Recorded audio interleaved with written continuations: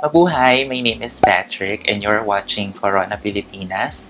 If you're new to my channel, please subscribe and please hit the bell button so that you will be notified just in case I have a new video. On this episode, we will be talking about the Miss Universe Philippines 2020.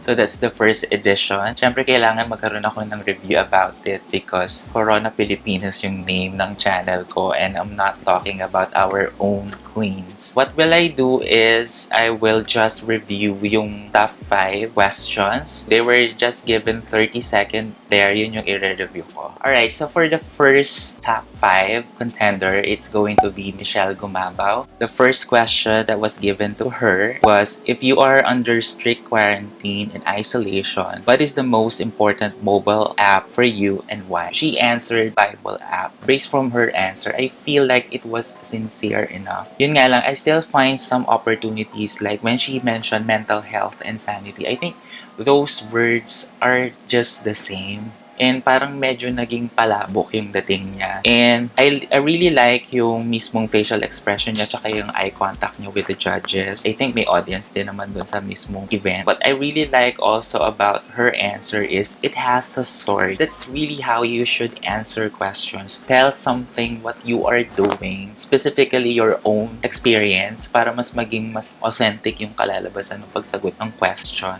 And also, I like the way na she ended strong. And she said that specific phrase na, and that's the most important thing that you should something yada yada. May conviction yung pagsagot niya ng first question. So, I would say she was able to nail the first question. So, for the second question, this pandemic has made clear our priorities essential and non-essentials. Where do pageants stand in this time of crisis? Based from what I heard from her answer, nagkaroon na naman siya ng slight palabok. Yung a very, very inspiring event. So, well, maybe that is her expression, yung very, very. So, kung magiging talagang technical tayo in terms of English, it's redundant. Pero kasi, you are just given 30 seconds to answer. So you have to be clear and concise with your answer. That's the purpose of 30 seconds talaga. I really like na she's using words such as we're much more of our setbacks and failures.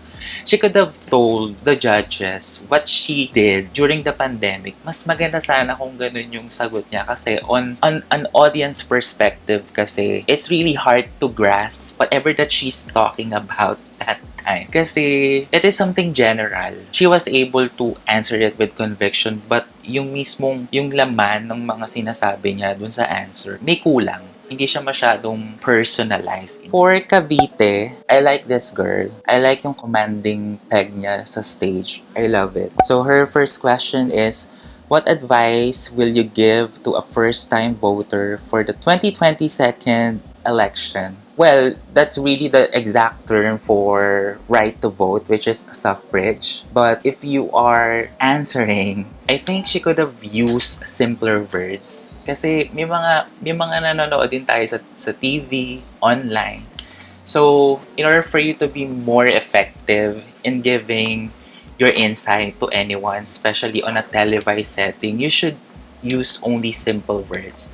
Aside from that, nakulangan ako. Sobrang nangihinayang ako sa'yo, Billie. As in, what specific things that the voters should look for a candidate? Yun yung dapat yung sa mismong sinagot mo, Billie. So, kaya talaga medyo kulang yung sagot mo. You should give specific advice. Kasi yun nga when you say voter, of course, boboto yun. But I really like na informative yung start mo, yung you're showing or you're telling the audience what suffrage is. For the second question naman, I like the way she told a story about cooperation or something that she needed help in order for her to compete with this pageant. Yun nga lang talaga, aside from that, she used a big word na naman, which is altruism. You should use simpler words para mas ma-reach mo yung mas maraming tao. I feel like kulang pa rin yung sagot niya kasi if we will hihimayin mo yung question na where do pageants stand in this time of crisis? If you're gonna make it simpler, what pageant does to our community, yun sana yung sinagot niya. For Bohol, Pauline, Amelickx, the first question was, What factors influence you in deciding on what to buy or post online? There was a campaign. It's from Lazada. Diba? Where does your heart beat for? So, I think she's trying to avoid that specific line. Yun lang yung observation ko. Tapos, and then she correlates it to being authentic or something. I think she could have, as in talaga, medyo nakulangan ako. Parang matamlay yung sagot niya. It's generic. Let's say buy. Where does your heart beat for? Of course, so if you wanna buy something, or let's say yung hobbies mo, and then yung hobbies mo, how can your hobbies help the community or something like that? Sana ganun niya sinagot. Or kung gusto niya about sa post, I know meron siyang video about helping the community something in Bohol. Sana yun na lang. Sana nag-stick siya doon para mas maging solid yung sinasabi niyang to inspire everyone. Yun lang. So, for the second question, I feel like she has the best answer. It is complete for me. Pauline mentioned what's going on despite of this pandemic. We have this Miss Universe Philippines pageant. I like meron siyang specific na kung anong ginagawa ng pageant sa community, like spread hope, rally people together. So, for me, sobrang kompletong-kompleto yung sagot niya. For me, of all the top 5, she has the best answer. Yun nga lang kasi, there are moments kasi na she could have make it simpler. Yeah, it has an impact, pero ang dami kasi, parang it's for any audience to grasp. Parang masyado siyang maraming information, ang dami niyang masyadong sinabi. Everyone knows Rabiya Mateo won. For me, for her first question, if you could create a new paper currency with the image of any Filipino on it, dead or alive, who would it be and why? What I really like about her answer is she sticks with being an Ilongga. And aside from that, she knows that Senator Miriam Defensor Santiago hails from Iloilo. So, it's a good thing. She knows kung sino yung mga strong women na nandoon sa mismong lugar niya. So, nagpunta siya sa competition na ready talaga, na alam niya kung ano yung meron sa Iloilo. I like na whatever that Miriam did sa country natin, she correlates it to what she's been doing. That's really how you should answer a question. It should relate it to yourself. What are the things that you're really doing to make a strong candidate para dito sa pageant na to? Although, you know, she ended on a political statement, which is Miriam Defensor Santiago is the best president that we never had. You know what? I specifically voted for Miriam Defensor Santiago. So, I'm one of those 1 million na nagbumoto sa kanya. Whenever I talk to anyone, any friends who voted for the current president, which is President Duterte, yung statement na yon, parang it's something na everyone agrees. So, for me, she nailed the first question. So, for the second question naman, so where does pageant stand? So, you know what? What I like about her answer, again, she's telling a story about she's not just a representation of what Iloilo is, something like that. She specifically answer yung mismong action that she's been doing or what specific things that a beauty queen should be doing. That's what I really like about her answer.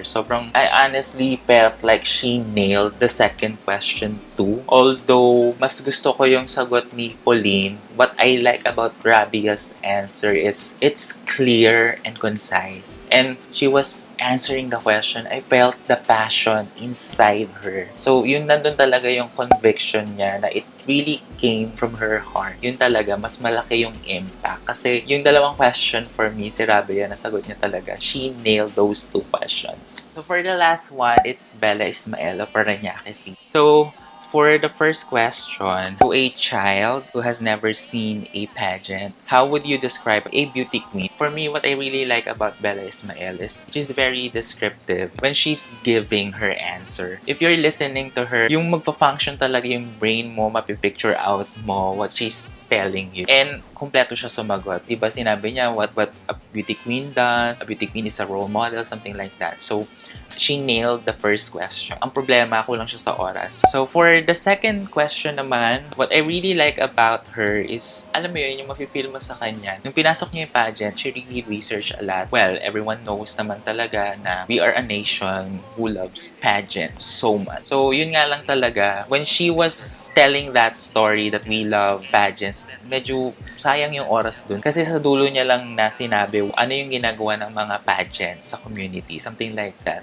So, if she could have explained more on that aspect, sana hindi siya nakukulangan ng oras. Pero kung ihihimay-himayin mo yung first and second question niya, for me, maganda yung sagot niya. She answered it.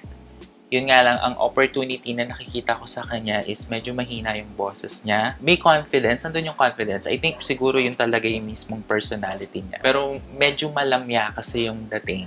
Kung ikukumpara natin kung paano sumagot si Rabiya. If you're gonna ask me if tama ba yung naging decision ng Board of Judges about the question and answer, I would definitely say yes. They were able to find kung sino talaga yung nakasagot ng maayos. Kung babalikan natin, sige, si Cavite, fourth runner-up. Cavite was not able to answer yung 2 questions niya ng maayos. At first, yung third and second ko, I felt like Pauline should be the second runner-up. Kasi yung second question, nasagot niya. But the thing is, baliktad naman kay Michele Gumabao. Si Michele Gumabao naman was able to answer her first question. Pero yung second question naman niya, hindi maganda yung sagot niya. So, tie sila. Kung pagbabasihan nyo na lang guys yung confidence in delivering the answer, I would feel Michele Gumabao projected more confidence dun sa pagsagot ng dalawang question. Although I like Pauline, honestly, I was rooting for Pauline to get the crown. Pero ganun talaga eh. Ang galing ni Rabiya. Okay, so for the first runner-up naman, yeah, si Bella and Rabiya both answered yung questions nila ng maganda. Yun nga lang kasi, ang problema kay Bella, she was able to answer both questions, but lagi siyang nakukulangan ng oras. I would say Rabia's answers talaga, sobra talagang impactful. It really caught yung attention kung sino man yung magiging listener niya and kung sino man yung audience. Alright guys, so that's it. Yun lang naman yung opinion ko, yung review ko about sa top 5 ng Miss Universe Philippines 2020. I'm sure everyone na-enjoy. Maganda siyang pang-distract. You know naman what's going on with our country. Yeah, ang ganda niya talagang pangtanggal stress. So, let me know who was your bet for the crown, or if you have anything that you would like to say, kung ano yung opinion nyo about sa mga answers nila, please comment down below. Let's talk sa comment sections. I'll try to read your opinion, guys. Alright, thank you so much for watching. If you find this video entertaining or helpful, please thumbs up. Okay, so please don't forget to subscribe to my channel again, and see you on my next video. Bye-bye!